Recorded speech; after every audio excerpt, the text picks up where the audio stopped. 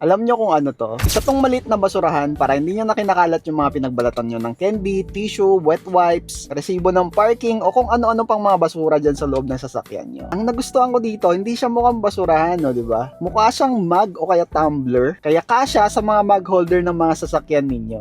Yung base niya hard plastic pati dito sa ibabaw at itong body niya alloy.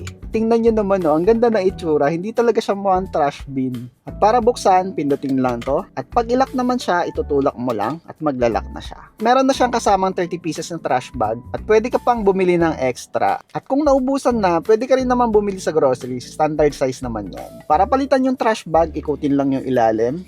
Ayan, o, lalabas na siya. So, tatanggalin mo lang ngayon yung existing niyang bag, diba? O. At iikot mo na lang siya ulit. Ayan. So, yun. Kung gusto nyo rin na itong magandang trash bin para sa mga sasakyan ninyo, check nyo na lang yung link dyan sa baba at i-check out nyo na yan. Yun lang. Thanks for watching and follow for more. Hehe!